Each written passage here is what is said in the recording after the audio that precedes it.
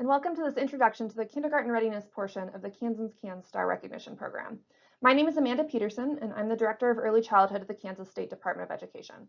Part of my role includes leading our agency's work to advance the State Board of Education's Kindergarten Readiness outcome. The Kansans Star Recognition Program recognizes success in each of the outcome measures that Kansas told us they value. This is our chance to celebrate the incredible work happening in systems all across the state. Star recognition supports systems in their accreditation process and offers an opportunity to recognize progress made toward the state board outcomes. Today, I'm here to share about how public school districts and accredited private school systems achieve recognition in the area of kindergarten readiness. We know that if we want to achieve our vision of leading the world in the success of each student, that really starts in early childhood, long before a 5-year-old walks through a kindergarten classroom door. Kindergarten readiness asks, how ready are our educational environments for the kindergarten students who will join us at the start of each school year? How ready are we as a community to work together to support young children and their families? And what supports do we have in place to engage with families and support young children so that each student can enter kindergarten at age 5 socially, emotionally, and academically prepared for success? Just a quick note, I'll say the word systems today to refer to both public school districts and accredited private school systems, both of which are eligible for recognition. Kindergarten readiness is a qualitative area in the STAR recognition program, which means that systems must apply annually for recognition. To begin the qualitative measures application process, systems should conduct a local self-assessment to systematically compare current conditions with the kindergarten readiness rubric. There are 2 important things to consider as you are beginning. First, you may already have completed a comprehensive needs assessment as part of your accreditation process, and so you already might have some of this data readily available. If not, you should certainly plan to include the data gathered for this work into your future accreditation processes. Second, you should gather a team to collectively conduct this self-assessment. This is a fantastic time to strengthen collaboration between your staff members who deliver early childhood programming and your staff members who work in kindergarten and early elementary. Your system will be more kindergarten ready when these partnerships are strong, so this is a great opportunity to work together. You might consider here team members who are involved in district and building improvement efforts, parents and stakeholders, educators, administrators, and other community partners.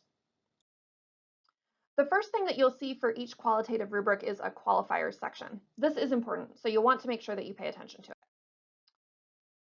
A system must be in compliance with all state and federal requirements in a particular area to be eligible for recognition. In addition, a system must also meet each of the qualifiers listed at the beginning of the rubric in order to be eligible for recognition in that area. This is because STAR recognition recognizes systems going above and beyond baseline expectations. We really want to recognize things here that we would want to see modeled across the state. We highly recommend reading these qualifiers closely and confirming that your system is eligible to be recognized before you do the work of submitting an application. We'll share the 10 kindergarten readiness qualifiers now and highlight a few with common questions. The bullets on this screen cover the first 6 qualifiers. I'll highlight the second one, related to agreements and coordination between Head Start or other early childhood providers and school districts. Federal law requires districts to have agreements in place with Head Start programs who are serving children who will eventually come to that school. We've updated this language a bit to clarify that this is a requirement for those programs serving children who will eventually attend the local education agency's schools in the future, recognizing that not all communities have a Head Start program. Our agency has worked with the Head Start Association, the Kansas Head Start Collaboration Office, the Kansas Children's Cabinet and Trust Fund, and other partners to develop a template MOU toolkit that's linked in the suggested artifacts document. So if you don't currently have an agreement in place with Head Start, that would be a great place to get started. And then for the last 4 bullets that are here on your screen, if your district is already meeting preschool aged at-risk program requirements, then you'll be in compliance with these last 4 bullets that are listed here. We received more questions about these last 3 qualifiers, so I'll go through each one.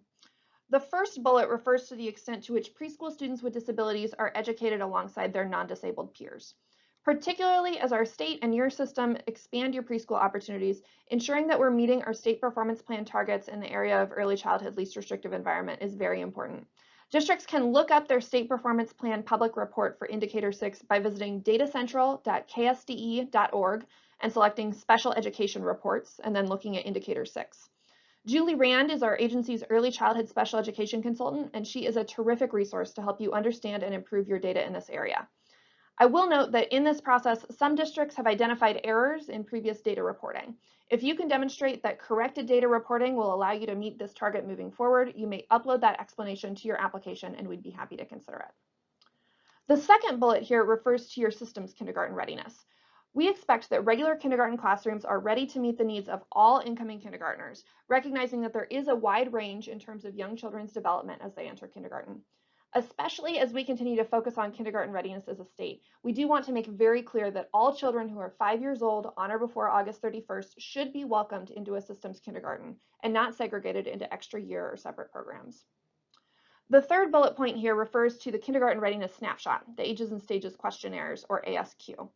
All Kansas elementary schools are required to partner with families to better understand incoming students' development, and we expect that systems will do their best to engage with the family of every single incoming kindergartner. All buildings in your system should have a participation rate of at least 50% in order to be eligible for recognition. Now, if you're listening and thinking, wow, 50% seems really low, please do rest assured that our expectation is that you'll do much better than 50% as you're engaging with families. And if you're listening and thinking, well, fall 2020 was difficult for us and we're not satisfied with our participation rate for 2020, we recognize that you may have plans in place that will improve your participation rate, but that data might not be available by June 30th. And for 2021, we will allow the submission of your kindergarten readiness application pending that improved snapshot data that will come later in the summer. We will depend on you to submit that data in a very timely fashion to be able to take that into account. As I shared, qualifiers are important, and regardless of whether or not you currently meet them, we absolutely do want to support you in meeting them moving forward. So please do feel very welcome to contact me with any questions or requests for support. The Kindergarten Readiness Rubric consists of 6 elements. This is designed to recognize that there's a broad range of strategies that contribute to strength in this area. So you will really benefit from that strong local team that has a variety of perspectives as you're completing your self-assessment. I'd recommend starting with a copy of the rubric. Once you've reviewed the qualifier section, you'll see that each element contains sub-elements, indicating increasing levels of performance. Your team should begin reviewing each row of the rubric in the far left column and then move from left to right until your system no longer meets the listed criteria for that row or sub-element. So for the Kindergarten Readiness Rubric, if I'm starting with sub-element 1.1, which looks at the structure for my community's partnerships, I might see that in my community, yes, I participate in our local interagency coordinating council, and that's the group that brings together partners to collaborate in the area of early childhood. So I'd know that I'd earn at least 1 point in that area, and I'd move on to the second column. Perhaps our group, as we're discussing, we know that we include a wide range of partners who work together to advance shared initiatives. So our team, as we're completing that self-assessment, would rate ourselves as earning at least a 2 point in that category.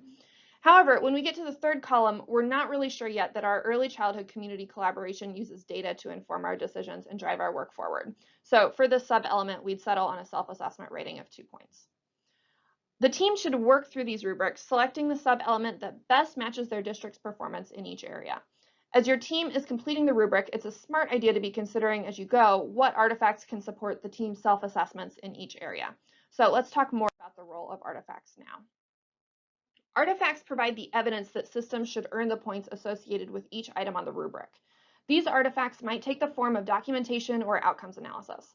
We've put together a document with suggested artifacts, and we'd recommend that your team use that as a starting point to consider what you might have available here. Reviewers will review the artifacts to determine whether an applicant will receive the points associated with each sub-element.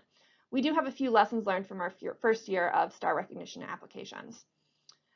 I'd encourage you to ask yourself, if you were looking at the artifacts, would you be able to validate that your system met your self-assessment rating in this area?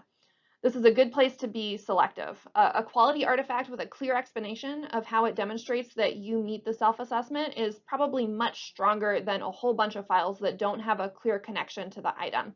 Again, this is a good place to put yourself in the shoes of an external reviewer who might be wading through a whole bunch of artifacts as they're looking at your application. Please do make sure that the artifacts don't include any information that should be confidential. So don't include things like the results of individual children's screenings or assessments that have personally identifiable information. Don't include unredacted staff performance reviews. And keep in mind that the KSDE authenticated application should not include any artifacts that include hyperlinks or URLs to external websites. To support you in submitting a strong application, in 2021, we're asking applicants for Kindergarten Readiness STAR recognition to include a brief narrative, just a couple of sentences that explains how the artifacts that you've provided for each sub-element demonstrate that you should earn the associated points. These can be provided in either a single document with clear headings for each sub-element or in separate documents for each sub-element that you've uploaded and attached in the authenticated application. We've developed an optional template that you can use, but really this is intended to make things a lot clearer for the reviewers to help us understand your thought process for how a particular artifact connects to the sub-element that we're looking at. Districts apply for Kansans Can STAR recognition using the authenticated application that's located through KSDE's authenticated application site. So you need an authorized district representative to register for access to the Kansans Can STAR recognition application. Once you have received that access to that authenticated application, there's a very helpful user manual that includes step-by-step instructions and screenshots to walk through the process of submitting the application. Once your application is submitted, a team of Kansas State Department of Education reviewers will review submitted applications, considering both the artifacts that you submit through STAR recognition and then other data that you submit to the agency. The review team will award applicants with points for each sub-element based on the results of this review. Review teams may either agree with the level of performance submitted in the district's application, or they might adjust the ratings based on the artifacts and the district data that's provided. They will include comments and feedback within the authenticated application so that you can understand why they made the decisions that they did. We've discussed some of these helpful hints already. Our biggest takeaway from our first year is that you really do want to be thinking about artifacts that support your self-assessment rating. We encourage you to be thinking about STAR recognition as one way to assess needs and recognize your system's continuous improvement efforts, and the narratives that you provide can help tell your system's story and contextualize your data. We do hope that the process of self-assessment can highlight accomplishments in the area of kindergarten readiness and also hopefully help you identify areas where you might want to improve. We look forward to reviewing your application for Kindergarten Readiness STAR recognition in the future.